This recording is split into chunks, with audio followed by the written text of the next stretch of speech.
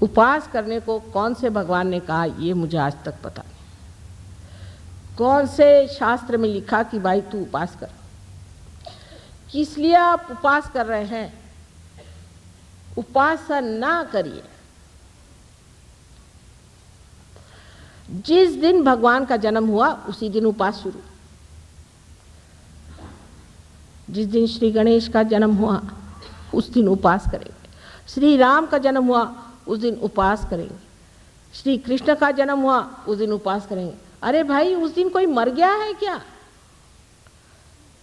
बुद्धिमान लोग भी औरतों के चक्कर में, स्त्री आचार में फंस के, हाँ भाई ठीक है आज हमारे घर में उपास है, चलो कहीं क्वालिटी में जाके खाए आए, क्यों घर में उपास। इस तरह से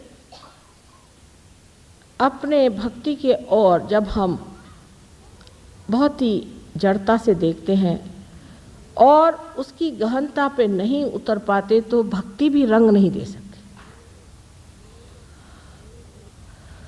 इस प्रकार अनेक तरह से अनेक विध भक्तियां, जैसे गजलें हैं। अब गजलें का लिए भगवान के लिए, मैंने कहा ऐसी कैसे शराब में हो सकती गजलें? ये तो किसी शराबी की लिखी हुई दिखाई देती है, कैसे? नहीं, वो शराब पी के भगवान में रखते। अच्छा, ये तो मैंने सुना नहीं कभी। ऐसी विचित्र विचित्र बातें हमारे अंदर सदियों से चली आ रही हैं और उसी पे हम चलते जा रहे हैं, क्योंकि हमारे अंदर जो आँख परमात्मा को जानने की है वो खुली नहीं। इन सब चीज़ों से अंदर में बसे हुए जितने भी देवता हैं सब नाराज हो जाते हैं। हाँ, कहने लगे पर शंकर जी भी तो पीते थे भंग, तो हम पिए तो क्या? आप क्या शंकर जी हैं? वो उन्होंने हलाहल पिया था, आप पीजिए हलाहल। जिन्होंने हलाहल पिया था वो दुनिया भर का विष अपने अंदर समा सकते हैं। वो तो विष समझ के पी रहे हैं और आप क्या समझ के पी रहे हैं?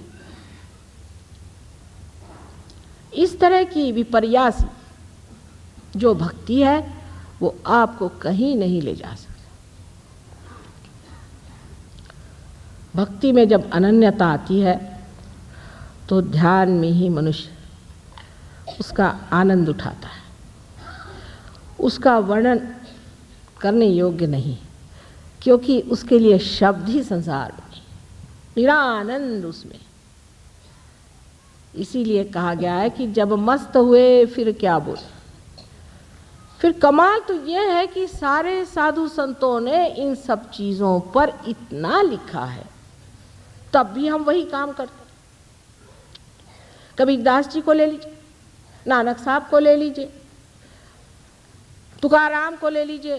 अरे रामदास स्वामी ने तो ऐसी ऐसी, क्योंकि मराठी में गालियाँ नहीं है तो मन से गालियाँ बना बना करके ऐसी गालियाँ बकी है, मन से ही अपने, ऐसी उसका कोई अर्थ लगता नहीं है। ऐसे साधुओं को, ढोंगी लोगों को उन्होंने कहा महिषा मर्दिला चंदने, एक भैंस को लाया और उसको चंदन से मल दिया और लगे उसकी पूजा करने भक्त लोग।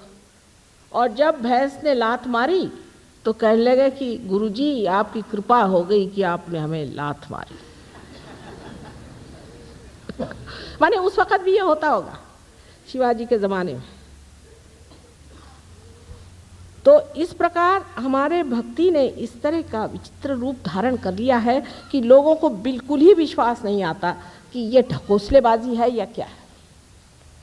एक तरह से आप लोग जो करते हैं वो, मैं नहीं कहती कि ढकोसला है, मैं ये नहीं कहती, आप शायद विश्वास करके ही करते होंगे, लेकिन ये विश्वास आपने गलत चीज़ पे कर लिया और उस गलत चीज़ को आपने अपना लिया है जो आपको बिल्कुल गलत पथ पे ले जाता है।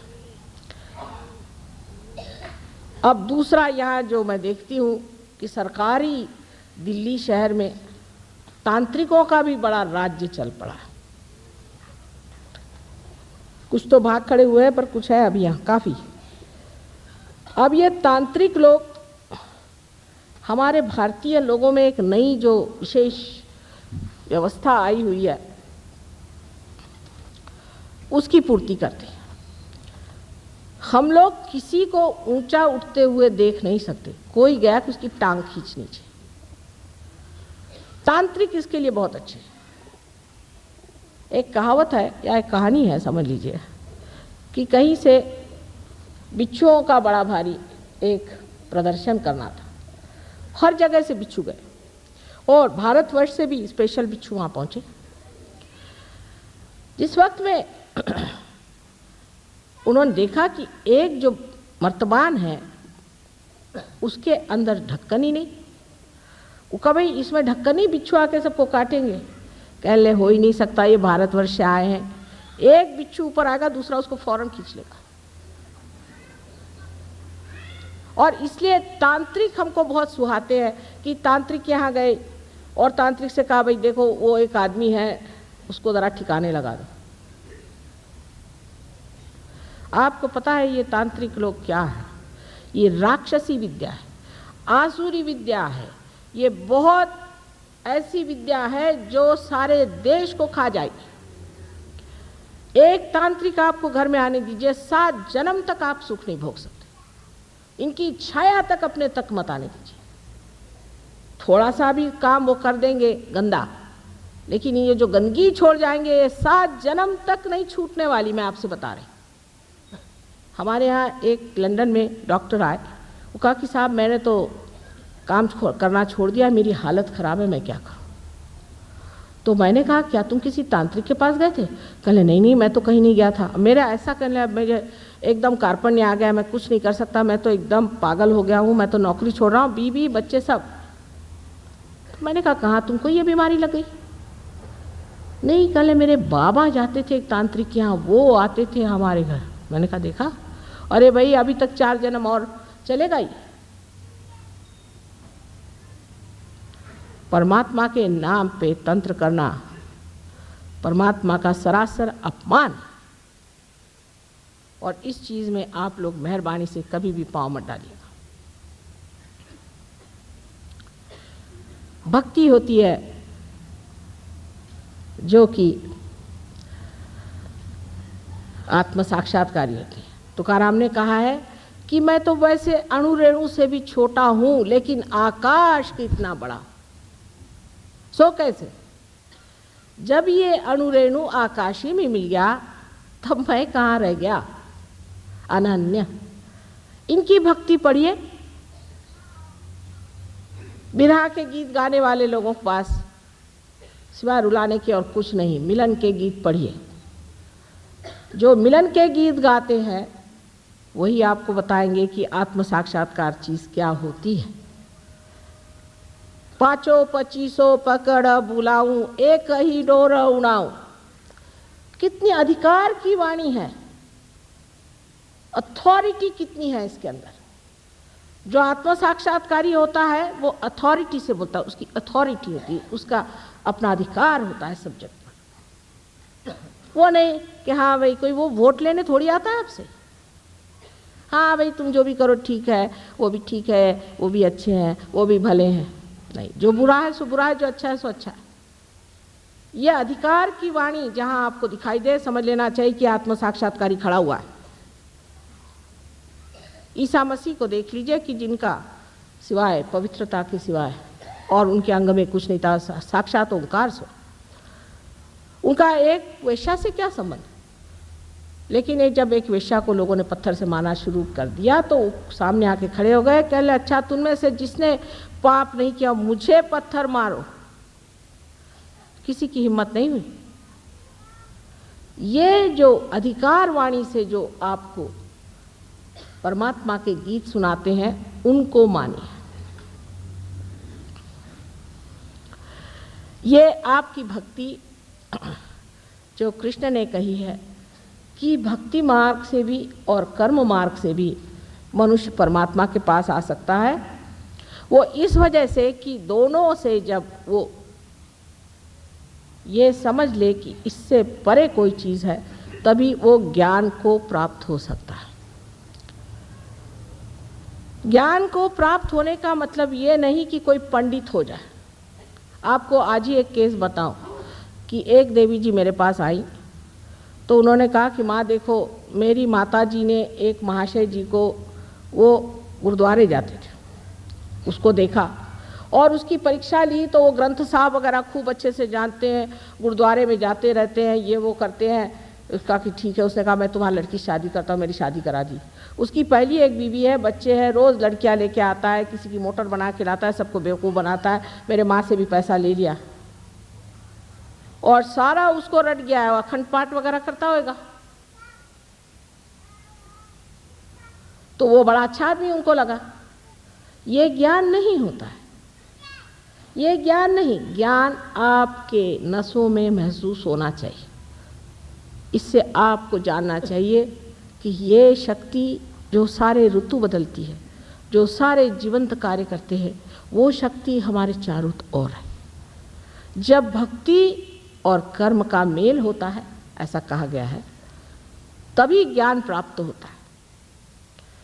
कि जब आप भक्ति को कर्म में इस्तेमाल करते हैं, पर अपने ऐसा नहीं, जो भक्ति वाले भक्ति वाले, कर्म वाले वो कर्म वाले।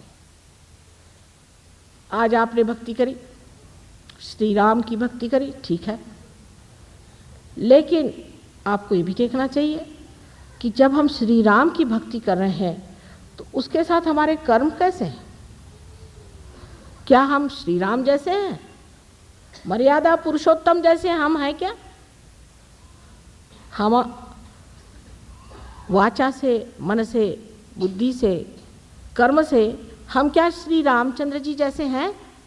अगर नहीं है हम, तो हमारा मेल नहीं बैठा। अब सहयोग में दो नाड़ियाँ जो बताई गई, ईड़ा और पिंगला, इनका मेल जब सर में होता है तो इनसे भक्ति से, या जिसे कहते हैं सुसंस्कारों से या कुसंस्कारों से जो कार्य हम करते हैं, उससे हमारे अंदर जो संस्था तैयार होती, उसे आप मन कह लीजिए। और कार्य में जो हम अपने को व्यस्त करते हैं, उससे जो संस्था तैयार होती है, उसे आप अहंकार कह लीजिए। अहंकार और प्रति अहंकार दोनों ही हमारे सर में जाकर जब मिल जाते हैं, तब इस तालु भाग में आप देखिए कि तालु भाग में कैल्सिफिकेशन हो जाता है।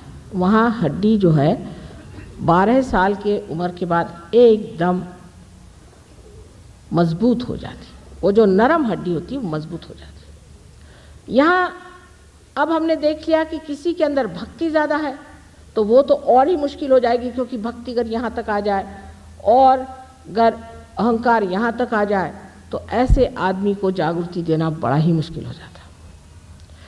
लेकिन धर्म तभी होता है जब मनुष्य जिसकी भक्ति करता है उसके जैसा हो जाता है, उसके जैसे कर्म करता है।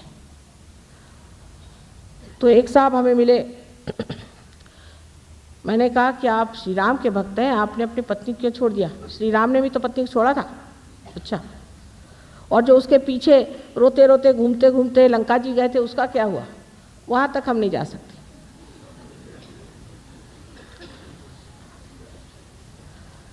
आपने 5 पत्नियां क्यों कर ली? श्री कृष्ण ने भी तो की थी, लेकिन वो तो योगेश्वर थे, उन पे तो कोई चीज़ छाती नहीं थी। तो हम तो उनको मानते हैं, तो हम तो इस मामले में उनको मानते हैं साहब, वो बात अच्छी करी उन्होंने, 5 बीवियां कर ली।